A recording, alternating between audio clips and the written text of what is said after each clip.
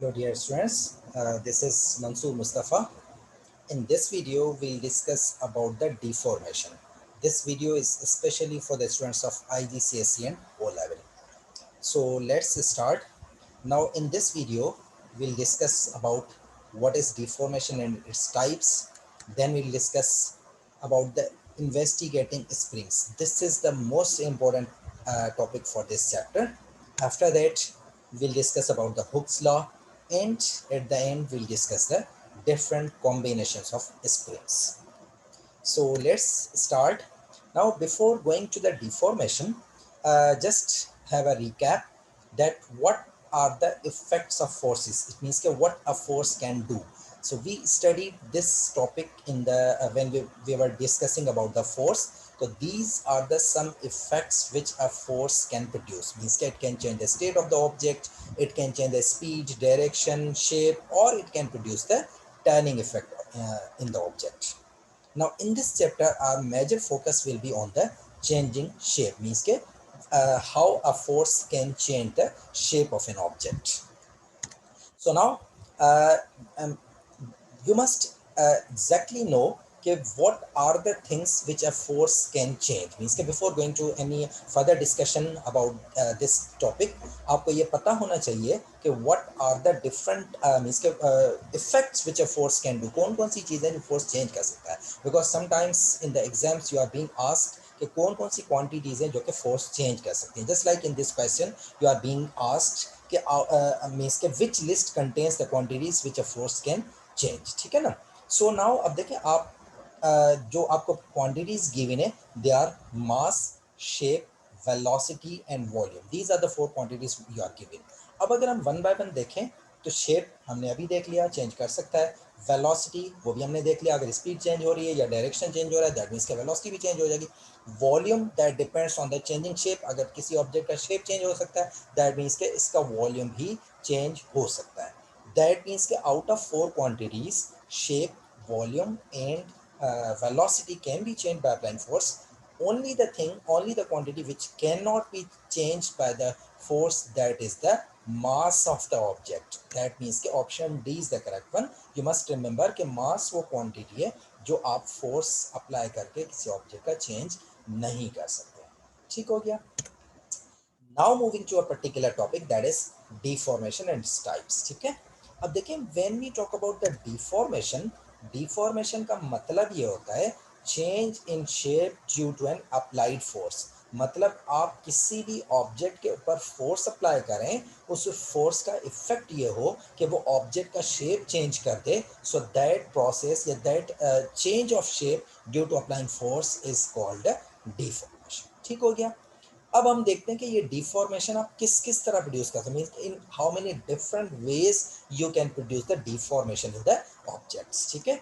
Now this deformation can be produced by pushing. ठीक है ना. अगर आप किसी ऑब्जेक्ट को पुश कर रहे हैं तो उस पुशिंग की वजह से अगर कोई डिफॉर्मेशन प्रोड्यूस हो रही है तो ये जो पुशिंग फोर्स होती है that is called an compressive force. It means के you can change the shape of the object by applying a compressive forces. अब कंप्रेसिव फोर्सेस की एग्जांपल क्या होती है. मींस कि अगर आप कंप्रेसिव फोर्स का मतलब ये कि अगर आप किसी ऑब्जेक्ट को इनवर्ट फोर्स अप्लाई कर रहे हैं so that force is called A compressive force. Just like for example just consider this metallic ball. अगर आप इस बॉल के ऊपर इनवर्ट फोर्स अप्लाई करेंगे in both directions so what will happen, this ball will change its shape permanently. So shape is being changed means के ball has deformed. और इस ये डिफॉर्मेशन किस वजह से प्रोड्यूस हो रही है, bye applying a compressive force. ठीक है. अब इससे ये ऑब्जेक्ट जो है परमानेंटली डिफॉर्म हो जाएगा. बट इट्स नॉट नेसेसरी कि आप हमेशा फोर्स अप्लाई करें, कंप्रेसिव फोर्स अप्लाई करें और ऑब्जेक्ट परमानेंटली डिफॉर्म हो जाए.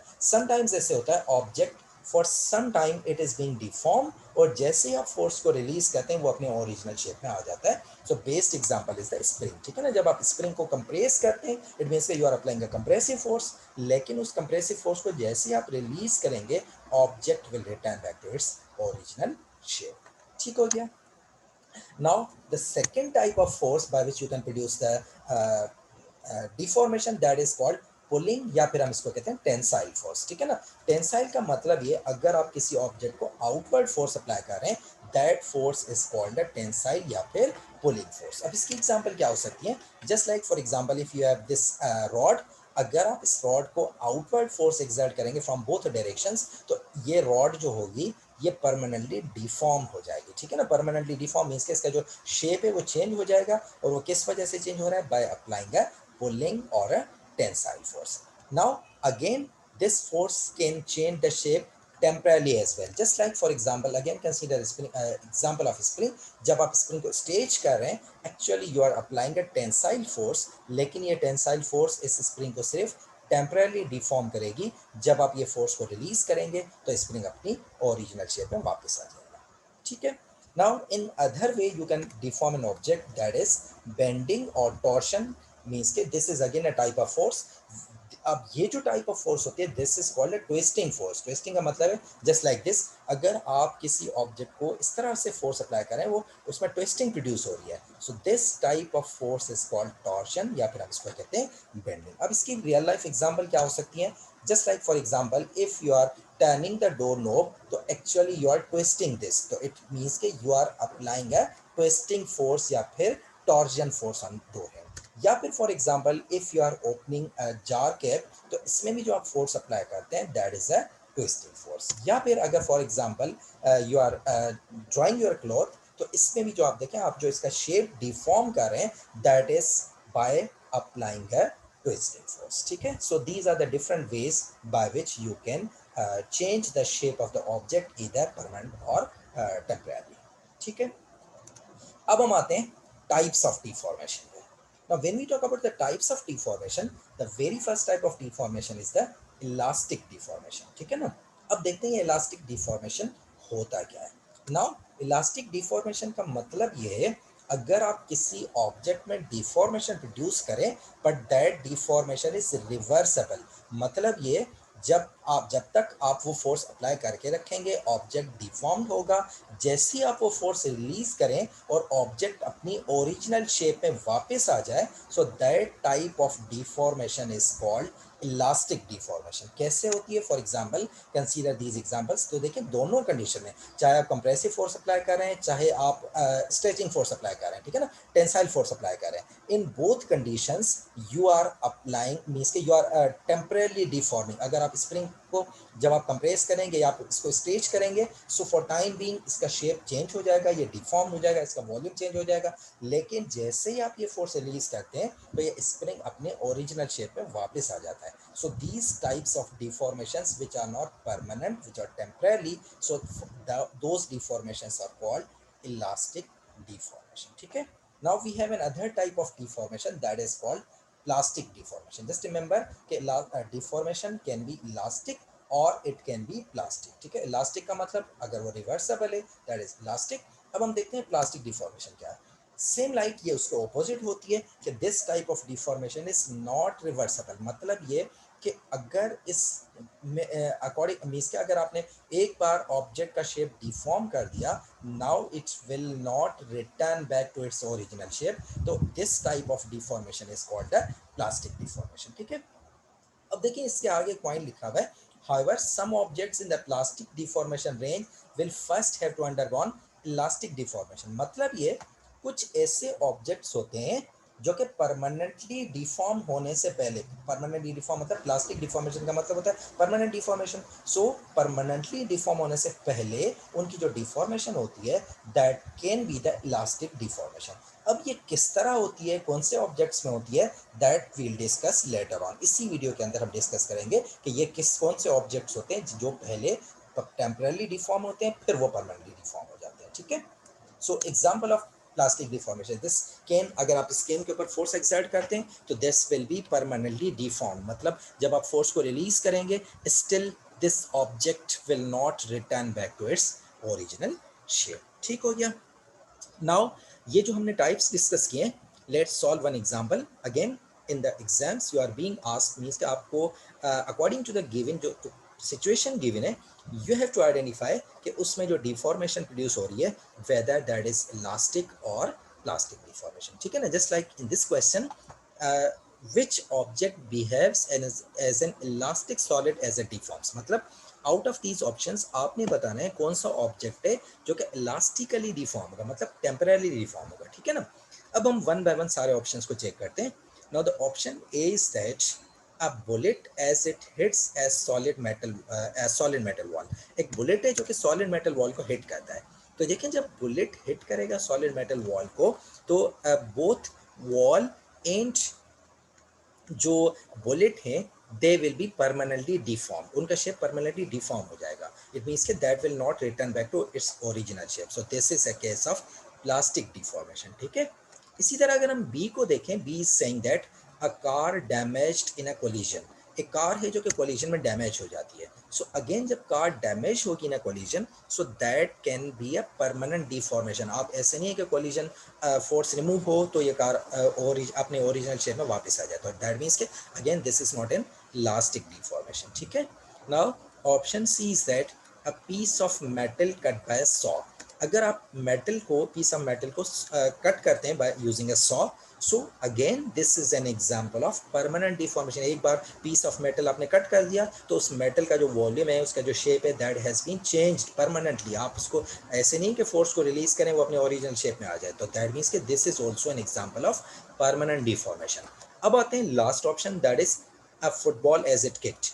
अब देखिए जब आप फुटबॉल को किक करते हैं तो एक्चुअली व्हाट हैपेंस कि when you apply a force on the football, so for time being football को जो शेप होता है वो डिफॉर्म हो जाता है. लेकिन जैसे ही आप अपनी फोर्स को रिलीज कर देते हैं तो कुछ टाइम बाद वो जो फुटबॉल है वो अपने ओरिजिनल शेप को गेन कर लेता है. तो if it is gaining its original shape after being deform, so that means के this is an example of elastic deformation. ठीक है. तो इस तरह आपको आइडेंटिफिकेशन होनी चाहिए कि कौन से ऑब्जेक्ट में परमानेंट या प्लास्टिक डिफॉर्मेशन प्रोड्यूस होगी और कौन से ऑब्जेक्ट में इलास्टिक या फिर टेम्परेरी डिफॉर्मेशन प्रोड्यूस होगी. ठीक है. Now we move to our next topic, that is very important topic, that is investigating springs. Remember this thing, springs are the types of elastic materials. मतलब इनमें जो deformation produce होती है that is an elastic deformation, temporary deformation होती है. ठीक है. Now हमने इनमें इन्वेस्टिगेट क्या करना है, मीन्स का if you are investigating springs तो क्या हमने इन्वेस्टिगेट करना है. हमने ये इन्वेस्टिगेट करना है कि अगर हम किसी स्प्रिंग के साथ कुछ लोड अटैच करते हैं, मीन्स के कुछ ऑब्जेक्ट अटैच कर देते हैं, definitely it will have some masses. हम कोई मास अटैच कर देते हैं तो उस मास की वजह से स्प्रिंग में जो एक्सटेंशन प्रोड्यूस होगी उस एक्सटेंशन के बिहेवियर को हमने स्टडी करना है इस टॉपिक में. ठीक है ना. मीन्स के डेफिनेटली जब आप इसको हैंग करेंगे तो जब आप मास इस स्प्रिंग के साथ हैंग करेंगे तो mass will exert a force of gravity on the spring. That means कि ये एक फोर्स एक्सर्ट करेगा जिससे क्या होगा, ये स्प्रिंग एक्सटेंड होगा. तो वो हमने फाइंड करना है कि उस एक्सटेंशन का जो बिहेवियर होगा वो किस तरह होगा. This is our purpose of doing this. ठीक है ना. सो नाउ हम मूव करते हैं. Now this is a practical measurement, means के ये जो कंक्लूजन्स होंगी they are based on practical calculation या एक्सपेरिमेंटली प्रूव्ड कैलकुलेशन से. हम सिर्फ उनको एनालाइज करते हैं. किस तरह एनालाइज करें. देखिए let's say you have a spring. ठीक है. आपने एक स्प्रिंग हैंग कर दिया. लेट्स अज्यूम कि इस स्प्रिंग की जो ओरिजिनल लेंथ है दैट इज 8. ओरिजिनल लेंथ का मतलब इसकी जो एक्चुअल लेंथ है दैट इज 8 सेंटीमीटर. आपने एक 8 सेंटीमीटर का स्प्रिंग लिया, उसको आपने हैंग कर दिया विद सम सीलिंग और विद सम स्टैंड. ठीक है ना. नाउ अब आप ये करते हैं, इस स्प्रिंग में आप एक 1 किलोग्राम मास को हैंग कर देते हैं. तो देखिए जैसे ही आप 1 किलोग्राम मास को हैंग करेंगे this mass will exert a force. अब वो फोर्स कितनी एक्सर्ट करेगा, मींस का हमें कैसे पता चलेगा कि वो कितनी फोर्स एक्सर्ट करेगा. So that force will depend on the weight of the object. और वेट हम कैसे फाइंड करते हैं, वेट फाइंड करने का जो फार्मूला है that is weight equals to mass multiply by gravity. और ग्रेविटी की जो वैल्यू होती है नियर और on the surface of earth we take as a 10 newton per kilogram. तो अकॉर्डिंग टू दिस अगर हम ये फाइंड आउट करना चाहें कि ये जो मास 1 किलोग्राम का हमने अटैच किया है how much force it is it is exerting on this spring, so that will B 10 newton. ठीक है. मींस के जो ऑब्जेक्ट हमने अटैच किया इसका जो वेट होगा 10 न्यूटन, मतलब ये जो लोड होगा, लोड की जो वैल्यू होगी 10 न्यूटन. ठीक है ना. अब हम आते हैं इसकी एक्सटेंशन. देखें अब यहाँ पर कुछ भी आपने लोड अटैच नहीं किया था तो इस जो स्प्रिंग की ओरिजिनल लेंथ थी वही रहेगी. लेकिन जब आप इसमें अटैच कर रहे हैं कुछ मास तो it will exert a force on the spring. तो इस फोर्स की वजह से स्प्रिंग एक्सटेंड होगा. सो लेट्स कंसीडर कि this spring is extending by 2 centimeter when you attached a mass of 1 kilogram, yet you attached a load of 10 newton, ठीक है ना, ये होगा इसकी एक्सटेंशन। नाउ अगर हम ये फाइंड करना चाहें इसकी टोटल लेंथ कितनी होगी, तो देखें टोटल लेंथ हम कैसे फाइंड करेंगे, original length plus extension produced, original length is 8 centimetre, extension कितनी प्रोड्यूस हो रही है 2 centimetre, so the total length is the 10 centimetre, means कि अब इसकी जो टोटल लेंथ हो गई वो हो गई 10 centimetre when we are hanging a load of 10 newton, ठीक है। अब हम ये करते हैं, इस सेम स्प्रिंग में 1 किलोग्राम फर्दर ऐड कर देते हैं, मीन्स के पहले आपने 1 किलोग्राम ऐड किया हुआ था, 1 किलोग्राम अब फर्दर ऐड कर देते हैं। जब आपने 1 किलोग्राम इसमें ऐड कर दिया तो now total mass is 2 kilogram, और 2 किलोग्राम का जो वेट होगा that is 20 Newton. That means कि जब आपने 20 न्यूटन वेट इसमें हैंग कर दिया, so now it is observed practically, as I told you कि this is a practical measurement, the practical observation, हम सिर्फ उसको स्टडी कर रहे हैं। so now when you increase the weight from 1 kilograms to 2 kilogram, so it was observed practically कि जितनी extension 1 kilogram के लिए प्रोड्यूस हो रही थी, नाउ अब जो एक्सटेंशन प्रोड्यूस हो रही है that is double of that, means कि अगर 1 किलोग्राम के लिए 2 सेंटीमीटर एक्सटेंशन प्रोड्यूस हो रही थी, सो 2 किलोग्राम के लिए अब कितनी एक्सटेंशन प्रोड्यूस हो रही है, दैट इज 4 सेंटीमीटर। तो अब ये हो गई 4 सेंटीमीटर एक्सटेंशन। अब अगर हम फाइंड करना चाहें कि अब जो टोटल लेंथ होगी, स्ट्रेच लेंथ इसको हम कह सकते हैं, या फिर जो लेंथ आफ्टर एक्सटेंशन होगी वो हम किस तरह फाइंड करेंगे, again by adding original length with the extension. अब एक्सटेंशन कितनी है 4 सेंटीमीटर, तो हमारे पास जो टोटल लेंथ बन जाएगी स्प्रिंग की दैट इज 12 सेंटीमीटर। इसी तरह आप मास को फर्दर ऐड कर दें, 2 से 3 किलोग्राम ले आए, तो सेम वे जो एक्सटेंशन प्रोड्यूस होगी for every kilogram extension is 2 centimetre. तो अगर 3 किलोग्राम है तो टोटल एक्सटेंशन हो जाएगी 6 सेंटीमीटर, तो 6 सेंटीमीटर का मतलब है अब आपके पास जो टोटल लेंथ आ जाएगी that is 14 centimetre. Same way अगर आप मास को फर्दर ऐड कर देते हैं 3 से 4 किलोग्राम, तो ये एक्सटेंशन 8 सेंटीमीटर हो जाएगी, और जो ओरिजिनल लेंथ है वो हो जाएगी 16 सेंटीमीटर, और 4 किलोग्राम का मतलब ये कि आपने वेट इसमें कितना हैंग किया है 14 न्यूटन का, या आपने लोड इस पे कितना हैंग किया है 14 न्यूटन का, ठीक है ना। So this is observe practically. अब ये जो ऑब्जर्वेशन है, अब हम इस पे कुछ अपनी कंक्लूजन्स बनाते हैं, मीन्स कि ये जो एक्सपेरिमेंट या ये जो observation which we are doing, या जो experiment which we have just is in front of us, तो इस पे हम कुछ conclusions बना लेते हैं अपनी तरफ से, ठीक है ना। क्या क्या conclusions होंगी, first one is that the load for every mass, जो भी मास होगा, is found by using formula W का स्ट्रेन मल्टीप्लाई बाय G। तो ये हमने ऑलरेडी कर लिया कि अगर आपने किसी भी मास का ये फाइंड आउट करना है कि how much force is being exerted, और फोर्स को हम यहाँ पे पर्टिकुलर कह रहे हैं लोड, ठीक है ना, जो स्प्रिंग में हम अटैच करते हैं, you must remember these terms, ठीक है, ये टर्म बहुत इंपॉर्टेंट होते हैं आपको, बिकॉज इन एग्जाम्स आपको ये टर्म्स पता होने चाहिए कि लोड क्या होता है, एक्सटेंशन क्या होता है। तो लोड का मतलब है वो फोर्स जो आप स्प्रिंग के ऊपर एक्सर्ट करते हैं, ठीक है, और वो फोर्स किसके इक्वल होती है, to the weight of the object, जो वेट आप हैंग करें उस वेट ऑब्जेक्ट के वेट के इक्वल होती है, ठीक है, वो हमने इस फार्मूला से फाइंड कर सकते हैं। इसके अलावा ये हम कंक्लूड कर सकते हैं the extension of the spring is the difference between its stretch length and unstretched length, means के अगर आप ये फाइंड आउट करना चाहते हैं कि जो स्ट्रेच लेंथ का मतलब ये है कि this is the length after extension. अगर आप किसी भी स्प्रिंग की लेंथ आफ्टर एक्सटेंशन फाइंड करना चाहें तो उसके लिए आप क्या करेंगे, unstretched length which is the original length, आप ओरिजिनल लेंथ में आप ऐड कर देंगे एक्सटेंशन, तो आपको मिल जाएगी स्ट्रेच या फिर लेंथ आफ्टर एक्सटेंशन, ठीक है। ये स्टेप भी हम परफॉर्म कर चुके हैं, ओरिजिनल लेंथ वाज 8 सेंटीमीटर, उसमें हम एक्सटेंशन को ऐड करते जा रहे थे, तो हमें पता चल रहा था व्हाट इज द न्यू या फिर length after extension of the spring, ठीक है। नाउ फ्रॉम दिस इक्वेशन, अगर आपको एक्सटेंशन फाइंड करनी हो, बिकॉज समटाइम्स आपको स्ट्रेच लेंथ फाइंड करनी होती है, समटाइम्स आप ये भी फाइंड कर सकते हैं कि how much extension is being produce, ठीक है ना, और आपको स्ट्रेच लेंथ और unstretched length give, you know, तो सिंपली अरेंज दिस इक्वेशन। अगर हमने एक्सटेंशन फाइंड करनी होगी तो जस्ट टेक दिस अनस्ट्रेच या original length on the opposite side, it will become negative. That means कि अगर आपने एक्सटेंशन फाइंड करनी है तो आप किस तरह फाइंड करेंगे, स्ट्रेच लेंथ या जो लेंथ आफ्टर एक्सटेंशन है इसमें से अगर आप ओरिजिनल लेंथ माइनस कर देंगे तो आपको पता चल जाएगा at particular load how much extension is being produced, ठीक है। नाउ इसी पे हम एक एग्जांपल भी सॉल्व कर लेते हैं, ये जो हमने इक्वेशन बनाई है, ठीक है। नाउ एग्जांपल सॉल्व करने का पर्पस ये है because you will be having questions from this chapter in different ways, so आपको पता होना चाहिए कि in how many different ways questions इसके different questions you can ask, ठीक है। so टॉपिक बाय टॉपिक जो जो चीज़ हम करते जा रहे हैं सो उसके एग्जाम्पल भी करते जा रहे हैं, so that you have an idea कि इस टॉपिक से रिलेटेड आप किस तरह के क्वेश्चंस एक्सपेक्ट कर सकते हैं एग्जाम में, ठीक है ना। Now question is that a metal wire of initial length 1000 millimeters, means that this is the original length, extends by 4 millimeter when a load of 2 Newton is added. अब आप उसमें जाहिर सी बात है जब आप लोड अटैच करेंगे तो एक्सटेंड होगी। आपने 2 न्यूटन का वेट जब आपने लोड हैंग किया तो 2 न्यूटन पे वो एक्सटेंड हो रही है 4 millimetres. Now what is the length of the wire, आपने लेंथ का मतलब है आपने स्ट्रेच लेंथ फाइंड करनी है। वेन अ फर्दर 3 न्यूटन, आपने टोटल 3 नहीं फर्दर 3, मतलब 2 में आपने फर्दर 3 ऐड करा, इसके ओवरऑल आप कितना लोड ऐड करेंगे 5 न्यूटन, ठीक है ना, इस एडेड। अगर 5 न्यूटन का वेट होगा तो अब आपने बतानी है एक्सटेंशन कितनी प्रोड्यूस होगी, ठीक है।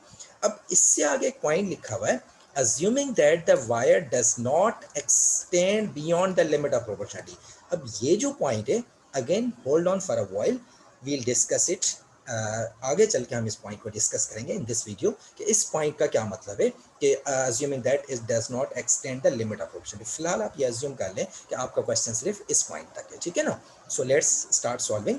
अब देखें, according to the given statement, अगर आप 2 न्यूटन वेट हैंग कर रहे हैं तो 2 न्यूटन पे एक्सटेंशन प्रोड्यूस हो रही है 4 मिलीमीटर्स। दैट मीन्स कि अगर आप इसकी जगह पे 1 न्यूटन ऐड करते तो एक्सटेंशन भी हाफ हो जाती, 2 मिलीमीटर्स हो जाती। तो इन दिस वे अब टोटल लोड आप कितना ऐड करें 2 फर्दर 3, दैट मीन्स के टोटल आप वेट करें हैंग करें 5 न्यूटन। तो 5 न्यूटन पर एक्सटेंशन कितनी प्रोड्यूस होगी, बिकॉज 1 न्यूटन पे 2 मीटर हो रही है, 2 मिलीमीटर हो रही है, तो 5 न्यूटन पे कितनी होगी, दैट इज 10 मिलीमीटर्स। तो ये हो गई 10 मिलीमीटर एक्सटेंशन। बट आपको फाइंड करना था लेंथ आफ्टर एक्सटेंशन, वो आप कैसे फाइंड करेंगे, that is stretch length, that is किसके इक्वल होती है, unstretch length plus extension. It means के unstretch length that is 1000 millimetres plus stretch length extension जो है दैट इज 10 मिलीमीटर्स। तो आपके पास जो टोटल आ जाएगी लेंथ दैट इज 1010 मिलीमीटर्स, ठीक है। This is how you can find it, okay. Now moving to the further conclusions, देखें और इससे हम क्या क्या कंक्लूड कर सकते हैं कि every 1 Newton increase in the load produces the same extra extension. ये भी हमने ऑब्जर्व किया कि जैसे जैसे हम लोड को इंक्रीज करते हैं, हमने 1 न्यूटन अटैच किया था तो एक्सटेंशन 2 सेंटीमीटर थी। सो मीन्स के हमने वेट को डबल किया तो एक्सटेंशन भी डबल हो गई। हमने 10 से मीन्स के 10 न्यूटन पे एक्सटेंशन लेट से 2 सेंटीमीटर आ रही थी, तो 10 पे हमने 12 पे ले आए तो उसकी जो एक्सटेंशन 10 से 20 पे ले आए लोड को, तो उसमें एक्सटेंशन 2 से 4 हो गई। इसी तरह 30 जब लोड हैंग किया तो एक्सटेंशन वाज 3। तो इट मीन्स के फॉर एवरी न्यूटन जो एक्सटेंशन प्रोड्यूस होती है वो सेम अमाउंट के साथ प्रोड्यूस होती है। This is what we have just concluded, ठीक है। जितनी हमने ऑब्जर्वेशन की थी उससे हम ये कंक्लूजन्स बना रहे हैं, ठीक है। इसके अलावा if the load is doubled extension is also doubled. ये भी हमने देखा कि जिस तरह जितने अमाउंट के साथ हम लोड को इंक्रीज करें एक्सटेंशन भी उतने अमाउंट के साथ इंक्रीज हो रही थी, ठीक है ना। That means के from this we can say that extension load always have the same value। मतलब ये कि अगर आप जितने मीन्स के एक्सटेंशन आप ये कह लें इनका जो रेशो है वो रेशो हमेशा सेम होगा, बिकॉज जितनी वैल्यू के साथ या जितनी प्रोपोर्शन के साथ लोड इंक्रीज करें उतनी ही प्रोपोर्शन के साथ एक्सटेंशन भी प्रोड्यूस हो रही है। दैट्स वाई इनका जो रेशो होगा, या आप ये कह लें इनका अगर आप फाइंड करते हैं, इनका स्लोप फाइंड करते हैं तो दैट विल बी सेम। तो इस तरह का जो बिहेवियर होता है इसको हम कहते हैं अ लीनियर बिहेवियर। मतलब हम ये कह सकते हैं, यहाँ पे हम ये कह सकते हैं कि स्प्रिंग एक्सटेंड्स लीनियरली। अब लीनियरली का मतलब ये है कि जस्ट रिकॉल कि देखें जब हमने velocity time SP time graph discuss किया था, तो अगर वेलोसिटी इंक्रीज हो रही है कांस्टेंट रेट के साथ तो उसमें जो ग्राफ था that was showing a linear relationship, ठीक है ना। मींस के एक स्ट्रेट लाइन ग्राफ था, तो ये स्ट्रेट लाइन ये शो करती है कि there is an linear increase, मतलब for the same amount of time velocity या स्पीड में जो इंक्रीज आ रहा था वो भी सेम आ रहा था। तो this is the same behaviour spring में भी ये हो रहा है। आप जितने टाइम्स लोड को इंक्रीज करें उतने टाइम्स एक्सटेंशन प्रोड्यूस हो रही है। दैट मीन्स के till now we can say that spring extends linearly, ठीक है ना। This is the behaviour which we are observing. आप देखें जितना आप लोड को इंक्रीज करते जा रहे हैं उस हिसाब से स्प्रिंग भी एक लीनियरली एक्सटेंड होता जा रहा है, ठीक है। Now, one more conclusion about this is that the line is a straight and passes through the origin। अब ये straight क्यों है? Because of the linear relationship। और origin से क्यों पास कर रही है? origin का मतलब ये है कि origin is this point, ठीक है ना। अब देखें ओरिजिन का पास करने का मतलब ये होता है कि अगर लोड की वैल्यू जीरो है तो एक्सटेंशन भी जीरो होनी चाहिए। So this is what we observe कि देखें जब तक आपने कोई लोड अटैच नहीं किया था तो extension was also zero, because जो ओरिजिनल लेंथ होती है उसमें एक्सटेंशन ऐड नहीं होती। एक्सटेंशन कहाँ से स्टार्ट होती है? जहाँ से आप लोड को हैंग करना स्टार्ट करते हैं। दैट मीन्स कि अगर आप कोई भी लोड ऐड नहीं कर रहे, दैट मीन्स के उस कंडीशन में स्प्रिंग के अंदर कोई एक्सटेंशन भी प्रोड्यूस नहीं होगी। जस्ट लाइक यू कैन सी यहाँ पे आपने कोई लोड अटैच नहीं किया हुआ तो सिर्फ उसकी जो लेंथ है that is equal to its original length, उसमें कोई भी एक्सटेंशन नहीं है। ठीक है, so these are the few conclusions which we have made from these results. ठीक है ना। लेकिन अगर आप इन रिजल्ट को थोड़ा सा मीन्स के ब्रॉडली एनालाइज करें या आप इनको डीपली एनालाइज करें तो you will find one thing. क्या है एक चीज कि देखें this point is saying that extension load always have the same value, या फिर आप ये कहें स्प्रिंग एक्सटेंड्स लीनियरली। लेकिन अगर आप इस पॉइंट पर देखें तो ये वाली जो पॉइंट है this is not being satisfied. अब देखें यहां तक तो बिल्कुल वैसे ही हो रहा है, स्प्रिंग लीनियरली एक्सटेंड हो रहा है। लेकिन जब आपने वेट को इस पॉइंट से या इस वेट से आपने लोड को इंक्रीज कर दिया तो यू कैन ऑब्जर्व कि अब ये वाली जो पॉइंट है this is not being satisfied. क्या है ये पॉइंट? स्प्रिंग एक्सटेंड्स लीनियरली, मतलब ये कि इस पॉइंट पे आके स्प्रिंग में जो नॉन लीनियरिटी है वो स्टार्ट हो गई। दैट मीन्स कि ये जो हमने कंक्लूजन यहाँ तक बनाया था कि for always spring x tends always have the same value, that means कि दिस इज नॉट ट्रू। ये हम तब कह सकते हैं एट पर्टिकुलर पॉइंट तक तो हम ये कह सकते हैं। लेकिन जब हम वेट को हमने फर्दर ऐड करके देखा, हमने इंक्रीज करके देखा तो ये वाला जो हमारा पॉइंट था this is not being satisfied. तो अब अगर ये सेटिस्फाइड नहीं हो रहा तो इट मीन्स के अब जो हमने कंक्लूजन्स बनाई थी उन कंक्लूजन्स में हम थोड़ी सी वेरिएशन कर लेते हैं। क्या वेरिएशन करेंगे कि अगर if A spring is straight for enough it reaches a point beyond which it starts extending non-linearly। मतलब पहले तो हमने ये कहा था कि always linearly extend करता है, लेकिन जब हमने उसको further analyze किया, हमने उसमें further weight hang करके देखा तो we observed कि स्प्रिंग की जो लीनियरिटी थी या जो इसमें एक्सटेंशन की जो लीनियरिटी थी that was up to some point. जब हम उस पॉइंट को क्रॉस करें, उस पॉइंट के बाद मींस कि आप फर्दर लोड हैंग करें तो अब क्या हो रहा है, स्प्रिंग एक्सटेंड तो हो रहा है, फर्दर एक्सटेंड हो रहा है, लेकिन जो उसमें लीनियरिटी थी अब वो लीनियरिटी खत्म हो गई। Now it is being started it has been started extending non linearly. तो जिस पॉइंट पर स्प्रिंग नॉन लीनियरली बिहेव करना स्टार्ट कर दे that point is called limit of proportionality. So this is very important point while discussing the load extension graph या जो spring जो behavior होता है spring investigation आप करते हैं। So as I told you कि ये टर्म्स आपने याद रखने। एक टर्म्स हम इससे पहले हमने पढ़ा था लोड, उसके बाद ये जो बहुत ही इंपॉर्टेंट टर्म है that is limit of proportionality. क्या होती है लिमिट ऑफ प्रोपोर्शनलिटी? ये वो पॉइंट होती है जिसके बाद स्प्रिंग नॉन लीनियरली बिहेव करना स्टार्ट करता है। तो again in the exams sometimes you are being asked the definition of the limit of proportionality. कहीं पे आपको लिमिट ऑफ प्रोपोर्शनलिटी को डिफाइन करना होता है। सो सिंपली आप ये जो डेफिनेशन लिखी हुई है, if a spring is stayed for enough it reaches a point beyond which it start extending non-linearly, so that point is called limit of proportionality. So now अगर हम इसको कंटिन्यू करें अपने ग्राफ को तो देखें दिस वाज यहाँ तक हमने पहले ऑब्जर्व किया था कि स्प्रिंग वाज एक्सटेंडिंग लीनियरली, लेकिन अब क्या हो रहा है कि ये लीनियरिटी एक पर्टिकुलर पॉइंट तक है। और कौन सी है वो point? That point is called limit of proportionality. तो लिमिट ऑफ प्रोपोर्शनलिटी के बाद still there is an extension. इसमें एक्सटेंशन तो हो रही है लेकिन अब वो एक्सटेंशन एक नॉन लीनियर है। अगर आप ग्राफ के शेप को देखें तो देयर इज ए कर्व, तो this curve is indicating that this extension is non linear extension. ठीक है ना बेटा। So now about the limit of proportionality आपको दो चीजें पता होनी चाहिए, एक इसकी डेफिनेशन प्लस अगर आपको ग्राफ गिवन है तो you must be able to identify कि where is the limit of proportionality. Just like in this question आपको एक लोड एक्सटेंशन ग्राफ गिवन है, आपने पॉइंट आउट करना है कि where is the limit of proportionality. So limit of proportionality is the point जहां से ग्राफ में कर्व आना स्टार्ट होता है। सो अगर हम इस ग्राफ को देखें तो दैट इज पॉइंट बी जहां से कर्व आना स्टार्ट हो रहा है। So that point B is representing the limit of proportionality for this graph. ठीक है ना। या फिर अगर आप इस question, there is another question, which part of the graph shows the limit of proportionality for an elastic solid. Now question का थोड़ा सा मीन्स के चेंज इस तरह है कि देखिए प्रीवियस क्वेश्चन में तो आपको सिंपली पॉइंट फाइंड करना था, बट इन दिस क्वेश्चन आपको क्वेश्चन में पूछा विच पार्ट, और अगर आप ऑप्शंस को देखें तो अगेन आपको ये भी गिवन है ओ पी या पी क्यू। दैट मीन्स के इट इज कंफ्यूजिंग कि पार्ट का मतलब होता है एक पूरा हिस्सा, एक पूरा पोर्शन, ठीक है ना। So that might be possible आप ये चूज कर लेते कि from O to P that is the limit of proportionality. But remember this thing, the limit of proportionality is not a part, it is a single point. ये एक single point होता है। तो अगर क्वेश्चन में पार्ट भी लिखा हुआ है तो that means कि this is not OP but that is point P only, ठीक है ना। एक सिंगल पॉइंट होता है, उस पॉइंट को हम कहते हैं limit of proportionality. So correct option is option C, yes that is B. ठीक हो गया। Now one more question about the limit of proportionality. Now in this question you are given an extension load graph for a wire.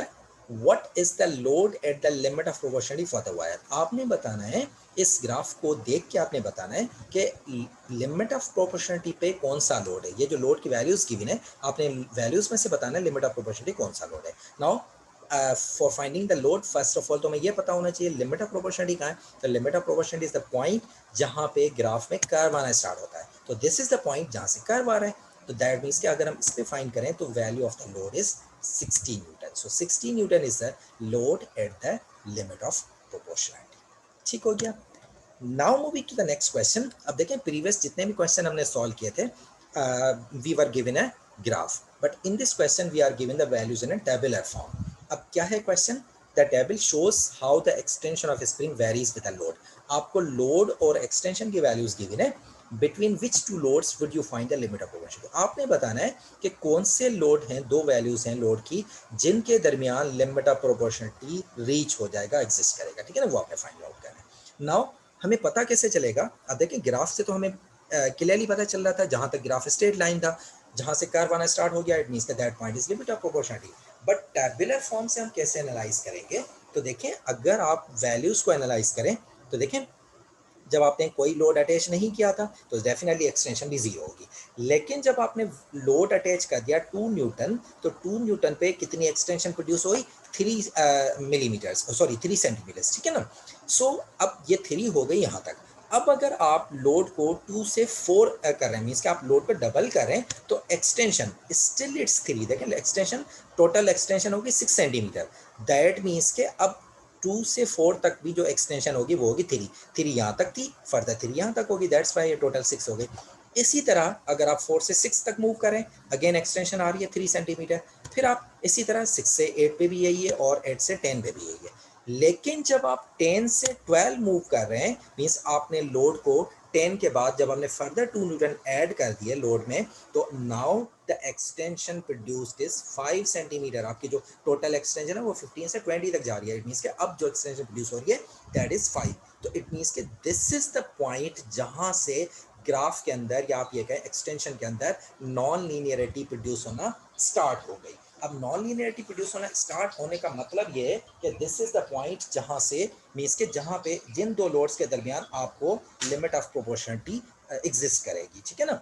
अब आप कैसे पता चलेगा कहाँ exist करेगी, अब देखें एग्जैक्ट वैल्यू आपको नहीं पता और वो आपने फाइंड भी नहीं करनी, आपने सिर्फ वो वैल्यूज बतानी है जिन दो के दरमियान लिमिट ऑफ प्रोपोर्शन एग्जिस्ट कर रही है। तो दैट मीन्स के आपने 8 से 10 तक मूव किया, still spring was extending linearly, लेकिन जब आप 12 से मीन्स के 10 से 12 जा रहे हैं, दैट मीन्स के अब क्या हो रहा है, अब ये हो रहा है कि जो स्प्रिंग है नाउ इसमें जो एक्सटेंशन प्रोड्यूस हो रही है वो 5 सेंटीमीटर हो रही है। दैट मीन्स के जो लिमिट ऑफ प्रोपोर्शनलिटी होगी वो इन दो लोड्स के दरमियान होगी, वो कुछ भी हो सकती है, 10.1 भी हो सकती है, 11 भी हो सकती है, 11.5 कुछ भी हो सकती है। तो दैट मीन्स कि आपने जो फाइंड करना है दो लोड्स जिनके दरमियान लिमिट ऑफ प्रोपोर्शनलिटी एग्जिस्ट कर रही है, so that is 10 and 12 Newton. ठीक हो गया। Now there are few points which you must remember related to the limit of proportionality. क्या है वो पॉइंट्स, अगर आप इस ग्राफ को अगर आप ऑब्जर्व करें तो देखिए जब लिमिट ऑफ प्रोपोर्शनलिटी ऑब्टेन हो रही है, इसके बाद इस ग्राफ का जो स्लोप है it is going higher, it means the slope is being increased. तो इंक्रीज स्लोप ये इंडिकेट कर रहा है कि अगर जब लिमिट ऑफ प्रोपोर्शनलिटी के बाद अगर आप जब लोड को इंक्रीज करें तो उस लोड पे जो एक्सटेंशन होगी वो पहले से ज्यादा होगी। मींस के यहाँ पर आप देखें graph is going higher, means के स्लोप इज गोइंग इंक्रीज। तो ये इंक्रीज स्लोप ये इंडिकेट कर रही है कि for the same value of the load, अगर फॉर एग्जांपल यहाँ पे एक्सटेंशन लेट से 2 सेंटीमीटर प्रोड्यूस हो रही थी, तो अब फॉर द सेम लोड अगर आप लोड को इंक्रीज करेंगे तो उसमें जो एक्सटेंशन होगी वो उससे ग्रेटर होगी। This is what we can observe from the graph. That means के जब लिमिट ऑफ प्रोपोर्शनलिटी किसी भी स्प्रिंग की ऑब्टेन हो जाती है, उसके बाद क्या होता है, spring becomes easier to stage. आप स्प्रिंग को इजीली स्टेज कर सकते हैं, ठीक है ना। बिफोर मीन्स के उससे पहले स्प्रिंग हार्डर होगा टू स्टेज। जैसे ही लिमिट ऑफ प्रोपोर्शनलिटी ऑब्टेन होगी उसके बाद स्प्रिंग की जो एक्सटेंशन है या आप ये कह लें उसमें जो एक्सटेंशन प्रोड्यूस होगी वो पहले से ग्रेटर होगी। दैट मीन्स के it will become easier to stage, ठीक है। नाउ इस पॉइंट से रिलेटेड भी sometimes you are being asked question in the exam, so let's solve one example. देखें क्वेश्चन क्या है। The graph shows the extension of a piece of copper wire as the load on it increases. What does the graph shows? अब इस graph से आपको क्या क्या information मिल सकती है। अब देखिए ग्राफ से तो हमें बहुत सारी इन्फॉर्मेशन मिलती है, बट हमने वो चूज करना है, मीन्स के जो गिवन ऑप्शन है उनमें हमने चूज करना है कि which one is representing a correct information. तो देखिए option A is that at certain load the wire becomes easier to extend, तो इसको हम देख लेते हैं अभी। बी है it becomes harder to extend. C है the load and extension are directly proportional for all loads, तो ये तो नहीं हो सकता, ऑल लोड्स के लिए डायरेक्टली प्रोपोर्शन नहीं होता, ये सिर्फ लिमिट ऑफ प्रोपोर्शन तक डायरेक्टली रिलेटेड होता है। Same like D is saying that the load and extension are inversely proportional for all loads, ये भी नहीं होगा, इनवर्सली प्रोपोर्शन भी नहीं होते। दैट मीन्स कि अब या तो आपके पास करेक्ट ऑप्शन ए होगा या बी होगा। तो देखें A is saying that after at a certain load wire becomes easier to extend. So this is what we just observe कि अगर आप ग्राफ को देखें जब लिमिट ऑफ प्रोपोर्शनलिटी ऑब्टेन होती है तो graph goes higher. That means कि अब जो होगा स्प्रिंग इजी हो जाएगा, उसमें एक्सटेंशन पहले से ज्यादा प्रोड्यूस होगी। दैट मीन्स के option A is the correct one, at a certain load wire becomes easier to stretch. ठीक हो गया। Now one more point to remember about the limit of proportionality is that जब limit of proportionality obtain हो जाती है, या आप ये कहें अगर आप कंपेयर करें टू स्प्रिंग्स को, तो जो सॉफ्टर स्प्रिंग होगा उसकी लिमिट ऑफ प्रोपोर्शनलिटी जल्दी ऑब्टेन हो जाएगी as compare to the spring which is made of the harder material. मतलब ये कि अगर आपने दो स्प्रिंग में आप सेम लोड अटैच कर रहे हैं, एक स्प्रिंग है जो कि विच is made of the softer material and other spring which is made of the harder material, तो अगर फॉर द सेम लोड तो जो सॉफ्टवेयर स्प्रिंग होगा उसकी लिमिट ऑफ प्रोपोर्शनलिटी जल्दी ऑब्टेन हो जाएगी, कम लोड पे ऑब्टेन हो जाएगी as compare to the spring which is made of the harder materials. ठीक है ना। अब इसकी भी एक एग्जांपल हम देख लेते हैं। Now this is the part of structured questions, I am just showing you the part which we are required, I am not showing the complete question. So क्या है question. Figure 1.2 shows the force extension graph for the two different springs। ठीक है, आपको दो different springs के load and extension graph given है। ठीक है, spring A and spring B।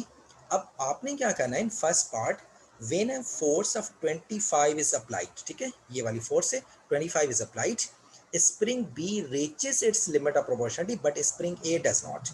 Explain how figure 1.1 shows this। मतलब ये कि at the load of 25 spring A जो स्प्रिंग बी है उसकी लिमिट ऑफ प्रोपोर्शनलिटी तो ऑब्टेन हो रही है बट स्प्रिंग ए की नहीं हो रही।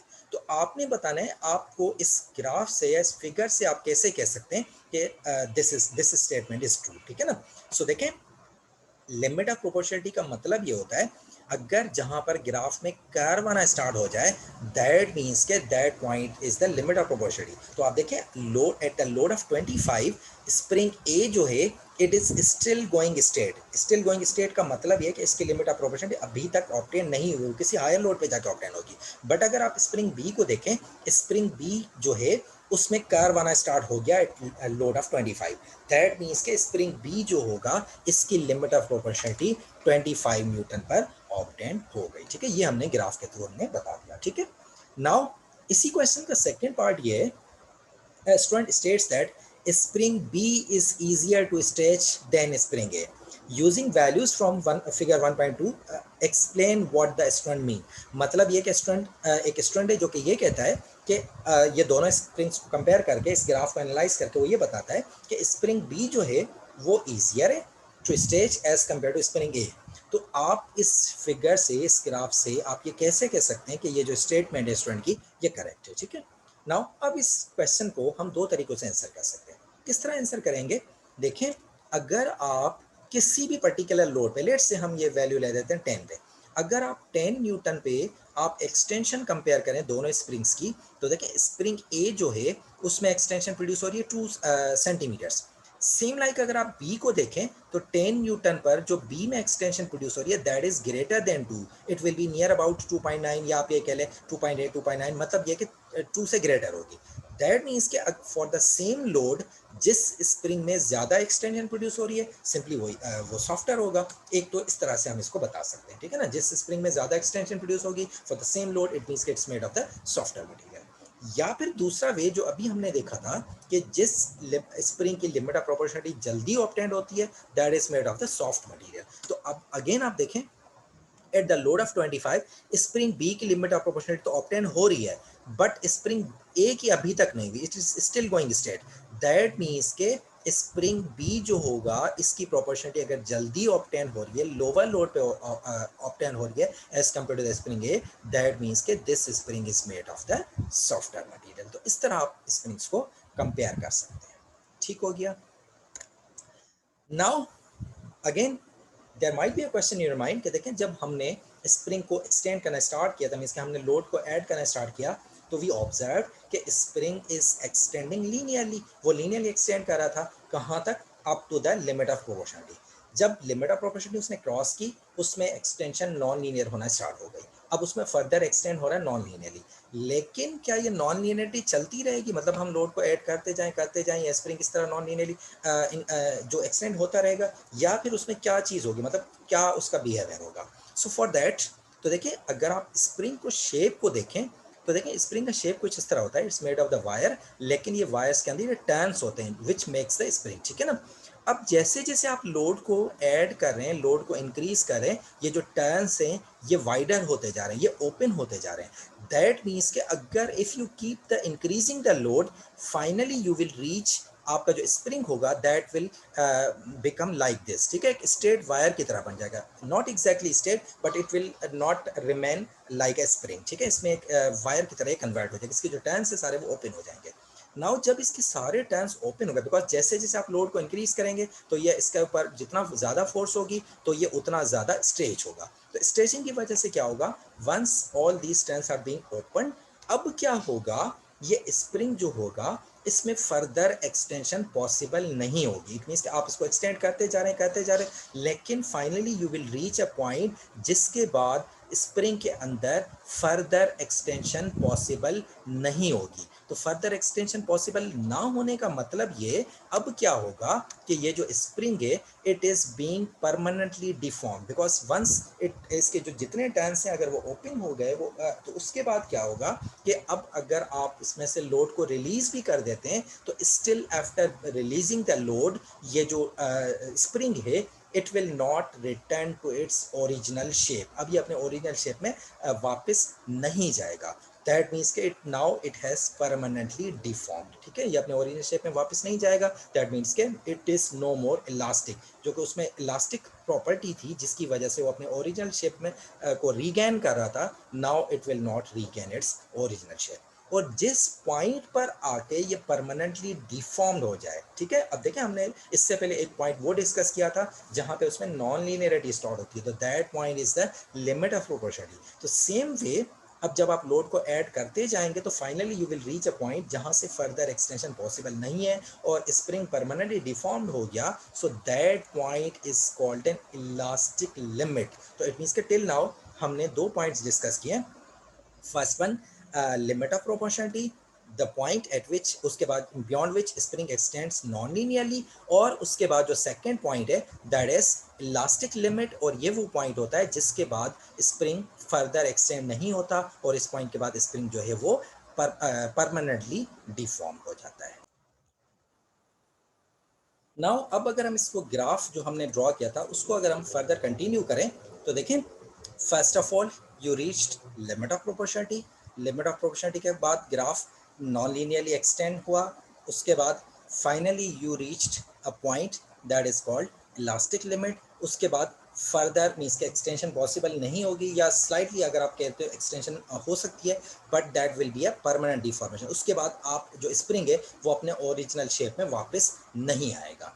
सो इन दिस वे अगर हम फर्दर लोड को ऐड करते जाएं, मीन्स के इलास्टिक लिमिट भी आपने ऑब्टेन कर दी, लिमिट ऑफ प्रोपोर्शनलिटी हमने ऑब्टेन की, उसके बाद हमने इलास्टिक लिमिट ऑब्टेन की, अगर हम फर्दर लोड को ऐड करते जाएं तो finally we will reach a breaking point. Breaking point का मतलब ये, अब उस स्प्रिंग मीन्स के वो फर्दर लोड को बियर नहीं कर सकता and that will break out. ठीक है, सो इस मीन्स के अगर हम इसको कंप्लीट ग्राफ अगर हम लोड एक्सटेंशन का देखें, so it looks like this. ठीक है, initially it will extend linearly up to the point that is limit of proportionality.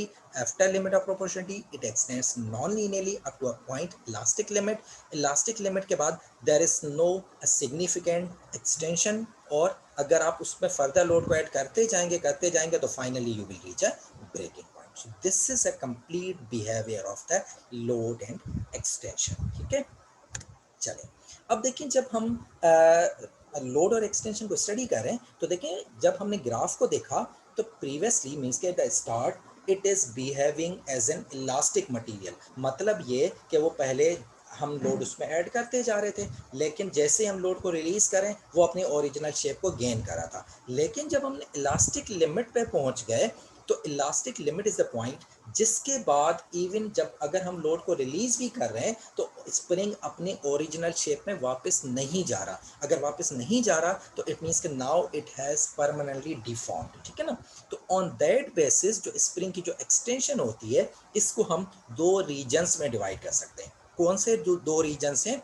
First is the elastic region. ये इलास्टिक रीजन वो रीजन होता है जिसमें स्प्रिंग इलास्टिकली बिहेव करता है। मतलब इलास्टिकली बिहेव करने का मतलब ये, आप लोड को रिलीज करेंगे वो अपने ओरिजिनल शेप में वापस आ जाएगा। अब ये मीन्स के ये लिमिट ऑफ प्रोपोर्शनलिटी के बाद भी इलास्टिक ही बिहेव करता रहेगा। लिमिट ऑफ प्रोपोर्शनलिटी तक वो सिर्फ लीनियरली बिहेव करता है, लेकिन स्टिल अगर आप लिमिट ऑफ प्रोपोर्शनलिटी के बाद अगर आप लोड को ऐड करते जाएंगे तो वो उसमें जो एक्सटेंशन होगी वो नॉन लीनियर तो होगी, लेकिन आप लोड को रिलीज करेंगे तो वो अपने ओरिजिनल शेप में वापस आ जाएगा। लेकिन ये बिहेवियर कब तक होगा? Up to the elastic limit. That means के up to the elastic limit जो स्प्रिंग का रीजन होता है that is called a elastic region, जिसमें वो अपने ओरिजिनल शेप में वापस आ सकता है। लेकिन इलास्टिक रीजन के बाद जो होता है दैट इज द मीन्स के spring enters the plastic region. Plastic का मतलब है now it is being permanently deform. अब वो अपनी ओरिजिनल शेप को वापस नहीं आएगा। ठीक है ना, अब इससे रिलेटेड भी क्वेश्चन आते हैं। अब एग्जाम्पल हम देख लेते हैं। Now which part of the graph shows the elastic region for the elastic solid? अब यहाँ पर पार्ट देखें, पहले वाले क्वेश्चन में आपको लिमिट ऑफ प्रोपोर्शनलिटी पूछा था, limit of proportionality is not part, लेकिन elastic region it can be a part. तो कौन सा पार्ट होगा, कहाँ से कहाँ तक होगा? So that is from O to P, sorry not from O to P, that will be from O to Q. So there is a slight mistake in these options, so just correct one। के देखें ये वो point है, this is N elastic limit, so that is not O to P. O to P is the limit of proportionality, लेकिन ये इस point तक elastic reason में होगा। so it means कि correct option must be O to Q, which is not available, so just correct this question कि आपका जो करेक्ट ऑप्शन होगा that will be from O to Q। ठीक हो गया। Now moving to the just back, जब हमने types discuss किए थे इलास्टिक एंड प्लास्टिक डिफॉर्मेशन, तो देखें प्लास्टिक डिफॉर्मेशन में एक पॉइंट था, आई टोल्ड यू कि हम इसको बाद में डिस्कस करेंगे। Now moving to the that point कि देखिए क्या था वो point.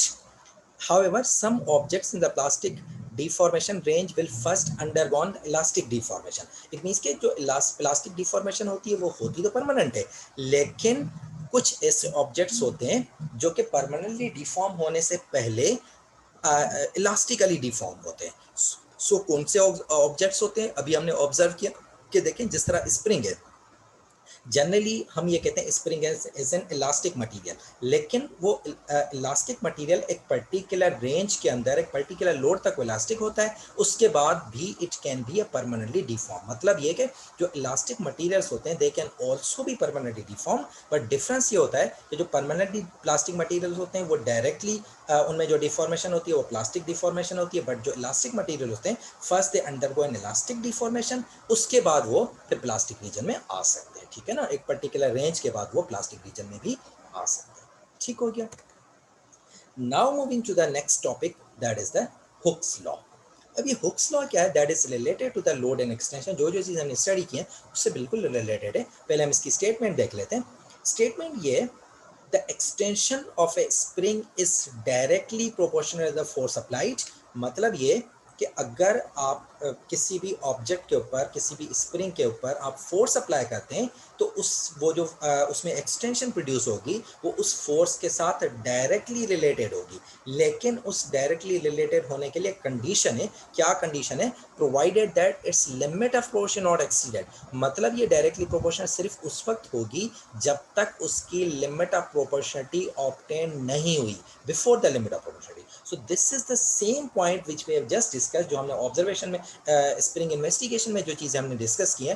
Hooke's law is explaining the same thing, ठीक है ना। हमने वहां पर भी ये देखा, स्प्रिंग डायरेक्टली प्रोपोर्शनल, मतलब लोड और एक्सटेंशन डायरेक्टली रिलेटेड होते हैं, लेकिन उनमें जो लीनियरिटी होती है वो सिर्फ लिमिट ऑफ प्रोपोर्शनलिटी तक होती है, उसके बाद वो नॉन लीनियरली स्टार्ट होता है। तो same thing is explain in the Hooke's law, ठीक है ना। Just like for example, if you have an spring, अगर आप इसके ऊपर फोर्स अप्लाई करते हैं, वहां पर हमने सिर्फ हैंग किया था, हमने एक ऑब्जेक्ट हैंग किया था, वो फोर्स एक्सर्ट कर रहा था। इसमें आप बाय पुलिंग दिस स्प्रिंग आप फोर्स एक्सर्ट कर सकते हैं, ठीक है ना। सो ये जो ओरिजिनल लेंथ है, जब आप इसके ऊपर फोर्स अप्लाई करेंगे तो definitely this spring will extend, और ये जो एक्सटेंशन होगी that will depend on the force. मतलब जितनी फोर्स आप अप्लाई करेंगे उससे डायरेक्टली एक्सटेंशन प्रोड्यूस होगी, लेकिन up to the limit of proportionality. ठीक हो गया। नाउ अब अगर हम इस स्टेटमेंट को थोड़ा मैथमेटिकली देखें तो इसकी इक्वेशन क्या बनेगी? According to the statement, force is directly related to the extension. Means के इसमें F क्या चीज़ है? That is the applied force, and X क्या चीज़ है? That is extension produce in the spring, ठीक है ना। नाउ ये तो हो गई इनकी relation. Now according to the rules of physics, अगर आप किसी भी इक्वेशन में प्रोपोर्शनलिटी साइन को आप हटाना चाहते हैं, रिमूव करना चाहते हैं, तो देयर इज अ रूल कि आपने इस प्रोपोर्शनलिटी साइन की जगह पे आपने equality sign, along with that आपने कांस्टेंट इंट्रोड्यूस करवाना होता है। सो फॉर दिस इक्वेशन जो कांस्टेंट यूज होता है दैट इज कॉल्ड के, और ये के होता क्या है? This is called stiffness of spring, या फिर हम इसको कहते हैं स्प्रिंग कांस्टेंट। मतलब ये कि जो हुक्स लॉ में हम कांस्टेंट यूज करते हैं, कांस्टेंट इसको हम रिप्रेजेंट करते हैं विद के, और ये के होता क्या है? It's called an spring constant, या फिर हम इसको कहते हैं स्टिफनेस ऑफ द स्प्रिंग। अब ये स्टिफनेस क्यों कहते हैं ये भी क्लियर हो जाएगा। चलिए अब हम इसी के को थोड़ा फर्दर एनालाइज कर देते हैं कि ये जो कांस्टेंट के है इसका स्प्रिंग के ऊपर इफेक्ट क्या होता है। देखें, this is the equation of the Hooke's law, that F equals to K multiply by X. तो इस इक्वेशन में से अगर हम के की वैल्यू फाइंड आउट करना चाहें, सो दैट के will become force divided by x, ठीक है ना बेटा। सो अगर आप अब इस रिलेशन में से अगर आप ये फाइंड आउट करना चाहें कि what is the relationship between के एंड एक्स, के क्या चीज़ है? स्प्रिंग कांस्टेंट, एक्स क्या चीज़ है? Extension. So they are inversely related. जो भी डिवीजन में चीज़ होती है इसका मतलब होता है दे आर इनवर्सली रिलेटेड। इसका मतलब ये है कि अगर के की वैल्यू जितनी लार्जर होगी उस स्प्रिंग के अंदर एक्सटेंशन उतनी कम प्रोड्यूस होगी। दैट मीन्स के ये जो स्टिफनेस जो हम टर्म यूज कर रहे थे, स्टिफनेस का मतलब ये है कि के की वैल्यू जितनी ज़्यादा होगी, जितनी लार्जर होगी, दैट मीन्स कि वो स्प्रिंग उतना हार्डर होगा। हार्डर होने का मतलब ये है कि उसमें जो एक्सटेंशन प्रोड्यूस होगी वो बहुत कम होगी। मतलब ये कि जितनी के की वैल्यू इंक्रीज होगी उतना स्प्रिंग हार्डर होगा टू कंप्रेस और to stretch. This is what this K explains about the springs, ठीक है ना। Now again there is an example related to this hardness. The graph shows extension load for the four fibers. Which fiber is the hardest to stretch over the range of loads shown?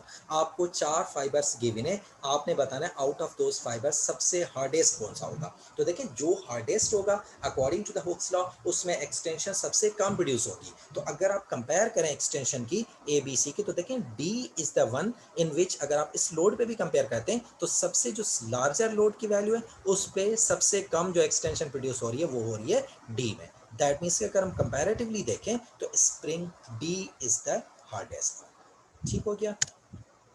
Now moving to the last part that is the combination of spring. So again this is very important to properly understand कि अगर combination का मतलब simple ये होता है कि अगर आप एक से ज़्यादा स्प्रिंग को आप साइमल्टेनियसली अटैच कर रहे हैं तो in how many different ways you can connect them और उनका इफेक्ट क्या होगा, ठीक है। So there can be two combination of springs. जो फर्स्ट कॉम्बिनेशन होती है that is called series combination.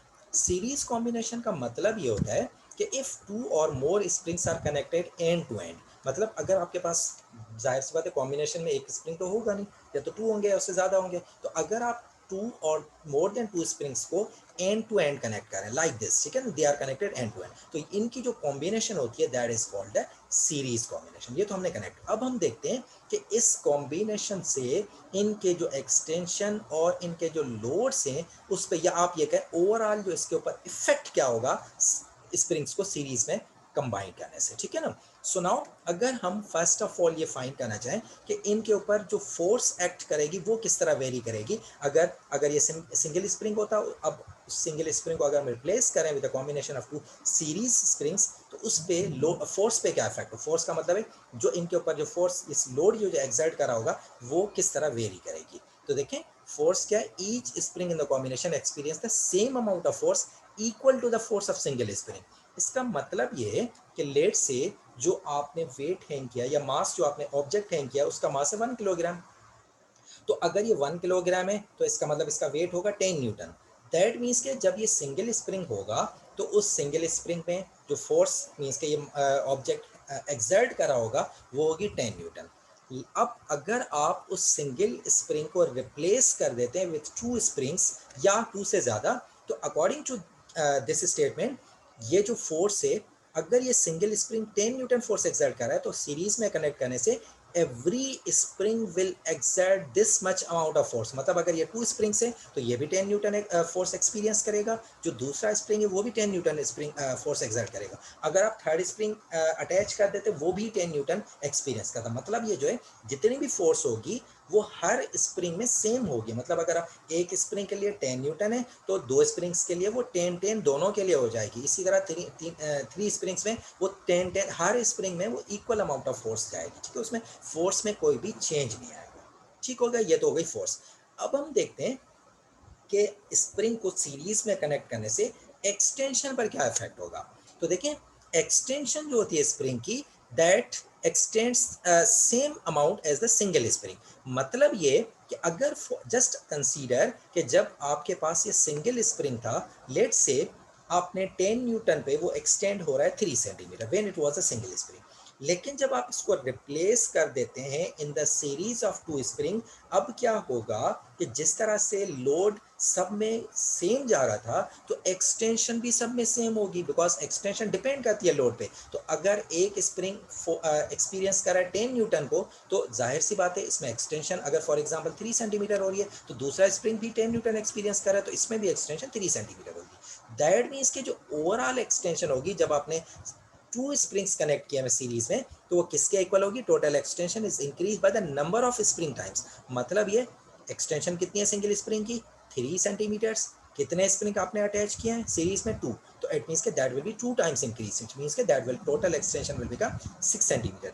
इसी तरह अगर आप थर्ड स्प्रिंग भी कनेक्ट करते तो टोटल एक्सटेंशन हो जाती 9 सेंटीमीटर। मींस के in this way series combination में जो टोटल एक्सटेंशन होती है वो इंक्रीज होती जाती है, और किस रेशो के साथ इंक्रीज होती जाती है, नंबर ऑफ स्प्रिंग टाइम, जितने आप नंबर ऑफ स्प्रिंग्स को इंक्रीज करेंगे उतने टाइम्स एक्सटेंशन भी इंक्रीज होती जाएगी, ठीक है। अब इसका भी एक एग्जांपल कर लेते हैं। देखें question is that a load L is suspended from a spring, the extension of the spring is x. Means कि ये जो स्प्रिंग है जिसमें लोड एल अटैच्ड है, सस्पेंडेड है, इसमें जो एक्सटेंशन प्रोड्यूस हो रही है वो हो रही है X. If the spring is replaced with the two springs in series, what is the total extension of two spring. मतलब ये कि अगर आप सिंगल स्प्रिंग को रिप्लेस करते हैं as a combination of two springs in a series, तो what will be the total extension. तो अब आप देखें जब सीरीज में क्या होता है, हर स्प्रिंग सेम अमाउंट के साथ एक्सटेंड हो रहा है, तो अगर सिंगल स्प्रिंग था उसमें एक्सटेंशन एक्स है, तो जब आपने इसको रिप्लेस किया टू स्प्रिंग्स में तो each spring will extend by amount of x, तो total extension will become 2x, ठीक है। तो this will be the total extension while when springs are connected in series. चले अब हम आते हैं next type of combination of the springs, that is parallel combination, ठीक है ना। अब पैरेलल कॉम्बिनेशन का मतलब होता है इफ टू और more springs are connected side to side just like this one, ठीक है ना, ये साइड टू साइड कनेक्ट है तो this combination is called the parallel combination. So same way अब हम देखते हैं पैरेलल कॉम्बिनेशन में लोड और एक्सटेंशन किस तरह वेरी करेंगे।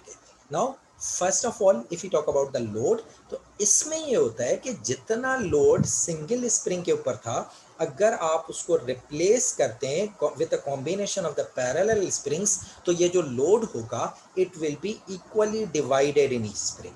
मतलब ये कि देखें, for example again just consider कि आपने 1 किलोग्राम मास हैंग किया है विद अ सिंगल स्प्रिंग, तो इसका मास इसका वेट जो होगा वो होगा 10 न्यूटन, ठीक है ना। तो इसका मतलब ये होगा कि अगर ये 10 न्यूटन मींस के जो 10 न्यूटन प्रोड्यूस होगा फॉर द सिंगल स्प्रिंग, तो जब आप इसको रिप्लेस करेंगे with the combination of two springs in parallel, तो ये जो 10 न्यूटन था, ये 10 न्यूटन दोनों स्प्रिंग्स में इक्वली डिवाइडेड हो जाएगा। दैट मीन्स कि अब जो स्प्रिंग जो फोर्स एक्सपीरियंस कर रहे होंगे वो कर रहे होंगे 5 न्यूटन। इसी तरह अगर for example if you have 3 springs connected parallel, तो अब क्या होगा, ये जो 10 न्यूटन होता ये 3 स्प्रिंग्स में इक्वली डिवाइडेड हो जाता। मींस कि अगर आप 2 करेंगे, 3 करेंगे, 4 करेंगे, जो भी सिंगल स्प्रिंग के ऊपर वेट होगा वो इक्वली डिवाइडेड हो जाएगा in all springs connected in parallel. तो ये तो हो गया लोड, ठीक है। अब हम बात करते हैं एक्सटेंशन की। नाउ इसमें जो एक्सटेंशन प्रोड्यूस होगी that will be according to the force acting on it. मतलब ये कि अगर अब हम इसको चले एग्जांपल के साथ ही सॉल्व कर लेते हैं कि लेट्स से अगेन आपके पास जो मास है 1 किलोग्राम है, तो 1 किलोग्राम मास के साथ जब ये सिंगल स्प्रिंग था, दैट मीन्स के उसके ऊपर जो फोर्स थी वो 10 न्यूटन थी। सो लेट्स अज्यूम कि ये 10 न्यूटन एक्सटेंशन प्रोड्यूस करवा रही है 3 सेंटीमीटर की, ठीक है। 3 सेंटीमीटर की एक्सटेंशन उस वक्त प्रोड्यूस हो रही थी it when it was a single spring. तो अब आपने क्या किया, जब इस सिंगल स्प्रिंग को रिप्लेस कर दिया as a combination of two parallel springs, तो अब क्या हो रहा है, each spring is experiencing a force of 5 newton. तो जब ये 5 न्यूटन की फोर्स एक्सपीरियंस करेंगे, तो दैट मीन्स के ये जो एक्सटेंशन थी that will also be divided equally in these two springs. तो प्रीवियसली अगर सिंगल स्प्रिंग के साथ वो 3 सेंटीमीटर थी, तो जब आप इसको रिप्लेस करेंगे with the combination of parallel spring, तो each spring will experience extension of 1.5 centimetre, ठीक है ना। So this is how it varies from the parallel combination में ओवरऑल फोर्स पे ऊपर कोई भी इफेक्ट नहीं हो रहा था, जिसकी वजह से ओवरऑल एक्सटेंशन इंक्रीज हो रही थी। लेकिन सीरीज कॉम्बिनेशन में फोर्स अगर डिवाइड हो रही है, दैट मीन्स के एक्सटेंशन भी डिवाइड हो जाएगी अकॉर्डिंगली, ठीक हो गया। अब इसकी भी एक एग्जाम्पल हम करते हैं। Now a spring extends by 4 centimeter when 10 Newton is suspended from it, ठीक है। Now means के if there was a single spring, उसमें अगर आप 10 न्यूटन हैंग करें तो उसमें जो एक्सटेंशन प्रोड्यूस हो रही थी वो हो रही थी 4 सेंटीमीटर की। अब अगर आप इस सिंगल स्प्रिंग को रिप्लेस करें with the 2 springs in parallel, अब आपने बताना है कि अब एक्सटेंशन ईच स्प्रिंग में कितनी एक्सटेंशन प्रोड्यूस होगी, ठीक है ना। सो देखें, अगर ये 10 न्यूटन है, तो 10 न्यूटन का मतलब जब आप इसको रिप्लेस करेंगे विद द 2 पैरेलल स्प्रिंग्स, तो each spring will experience a force of 5 newton. So अगर सिंगल जब 10 न्यूटन पे वो एक्सटेंशन 4 सेंटीमीटर प्रोड्यूस हो रही थी, तो definitely for the load of 5 Newton each spring will experience an extension of 2 centimetre. मतलब अब जो हर स्प्रिंग में दोनों में स्प्रिंग एक्सटेंशन होगी वो 2 सेंटीमीटर होगी। जस्ट जिस तरह वेट अगर 2 में डिवाइड हो रहा है, तो एक्सटेंशन भी 2 में डिवाइड हो जाएगी। Now one more question about this combination. अब देखें, this is almost same like previous question with the difference is that अब यहाँ पर जो आपको weight given है वो है 30 न्यूटन। सो यहाँ पर भी आपने बताना है सिंगल स्प्रिंग कितना एक्सटेंड हो गया। Now first of all same way, अगर ये 30 न्यूटन है तो इट मीन्स के each spring will experience a force of 15 Newton. तो अब हम देखते हैं कि 15 न्यूटन पर एक्सटेंशन कितनी होगी। तो देखें, अगर 10 न्यूटन पे according to the given statement 10 newton पे जो एक्सटेंशन प्रोड्यूस हो रही है वो हो रही है 4 सेंटीमीटर। तो अगर हम 10 का हाफ कर दें मीन्स के 5 सेंटीमीटर और 5 न्यूटन, तो 5 पे एक्सटेंशन भी हाफ कर देंगे 2 सेंटीमीटर। तो अब हमें जो फोर्स एक्सपीरियंस करें spring that are 15, it means के they are 3 times of the 5।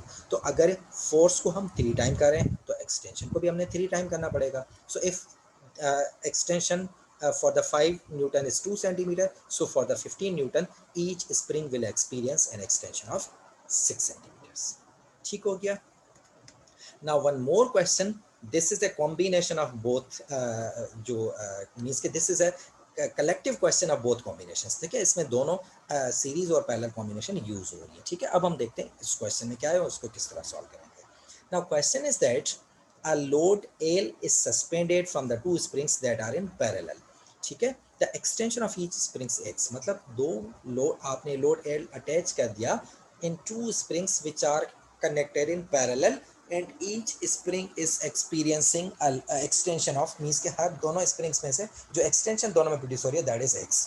अब आपने ये करना है, इस पैरेलल को डायरेक्टली अगर आप कन्वर्ट करें सीरीज कॉम्बिनेशन में, और फिर आपने बताना है कि what will be the total extension. So अब हम डायरेक्टली कन्वर्ट करने के बजाय हम इसको स्टेप बाय स्टेप करते हैं कि पहले इस पैरेलल कॉम्बिनेशन को हम कन्वर्ट करते हैं ना सिंगल स्प्रिंग। तो देखिए जब आप इसको सिंगल स्प्रिंग में कन्वर्ट करेंगे तो सिंगल स्प्रिंग का मतलब होता है देखिए पैरेलल में एक्सटेंशन डिवाइड हो जाएगी, तो इट मीन्स कि अगर हम इसको सिंगल स्प्रिंग में कन्वर्ट करें तो ये एक्सटेंशन होगी 2x, ठीक है ना, बिकॉज पैरेलल में यही एक्सटेंशन डिवाइड होती है। तो अब यहाँ पर एक्सटेंशन हो गई 2x।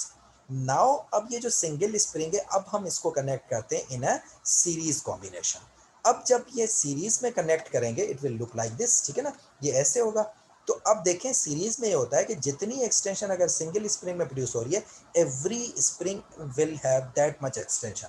इसका मतलब अगर ये सिंगल स्प्रिंग में 2x की एक्सटेंशन हो रही है तो जब हम इनको सीरीज में कनेक्ट करेंगे तो दोनों स्प्रिंग्स जो होंगे वो टू, उनमें जो एक्सटेंशन होगी दैट विल बी 2x। तो 2x इस स्प्रिंग की, 2x स्प्रिंग की, तो जो टोटल एक्सटेंशन होगी that is 4x। So this is how we can find out what is the effect of combination of springs, ठीक है। Now this is a question for you. I'm giving you 10 seconds to solve this question. आपने find out करना है कि what is the extension of each, इसमें भी आपने individual extension find करना है। So your time starts now.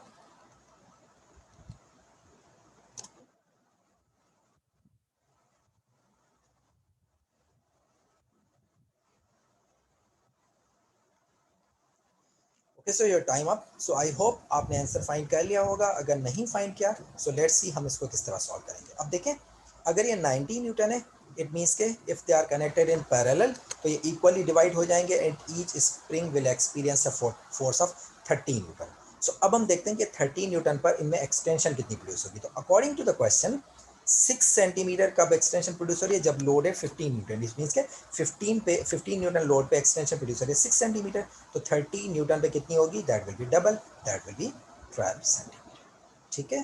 So this is all about these combinations.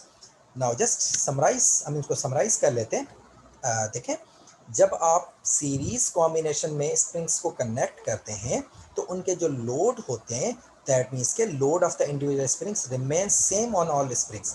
जो लोड अगर ये एक्सपीरियंस कर रहा है तो सीरीज कॉम्बिनेशन में each spring will experience that much amount of the load. लेकिन अगर हम एक्सटेंशन की बात करें सीरीज कॉम्बिनेशन सो वो भी इंक्रीज हो जाती है उतने टाइम्स। मतलब अगर आप यहाँ से देखें ये है सिंगल स्प्रिंग, जब आप इसमें रिप्लेस किया इन द कॉम्बिनेशन ऑफ पैरेलल आप देखें सिंगल स्प्रिंग भी उतना ही एक्सटेंड हो रहा है जितना सिंगल मीन्स के अब कॉम्बिनेशन में भी ईच स्प्रिंग उतना ही एक्सटेंड हो रहा है जितना कि सिंगल स्प्रिंग एक्सटेंड हो रहा था। तो इससे क्या होती है ओवरऑल जो एक्सटेंशन होती है वो इंक्रीज होती जाती है, जितने नंबर ऑफ स्प्रिंग ज़्यादा अटैच करेंगे ओवरऑल एक्सटेंशन उतनी ज़्यादा होती जाएगी। सेम वे अगर हम पैरेलल कॉम्बिनेशन की बात करें तो पैरेलल कॉम्बिनेशन में लोड डिवाइड हो जाता है। जितना लोड आप सिंगल स्प्रिंग एक्सपीरियंस कर रहा होगा जब आप उसको अटैच करेंगे पैरेलल कॉम्बिनेशन में तो जितने स्प्रिंग होंगे पैरेलल कॉम्बिनेशन उन सब में वो सिंगल लोड डिवाइड होता जाएगा। तो उस लोड के डिवीजन डिवाइड होने की वजह से उनमें जो एक्सटेंशन होगी वो भी डिवाइड होगी। Just like you can see कि देखें जब सिंगल स्प्रिंग था it was extending this much amount, लेकिन अगर वही सेम मास जब आप पैरेलल कॉम्बिनेशन में कनेक्ट करें तो दो स्प्रिंग्स हैं तो इसकी जो एक्सटेंशन वो भी हाफ हो गई, half of the this spring, ठीक है। So this is how this extension and load varies for different combinations. So this is all about this lecture. I hope आपके concept clear हो गए होंगे। If you still feel any difficulty while solving questions या कोई भी concept अगर आपको clear नहीं हो रहा तो you are free to ask any question. Okay, have a nice day. Allah Hafiz.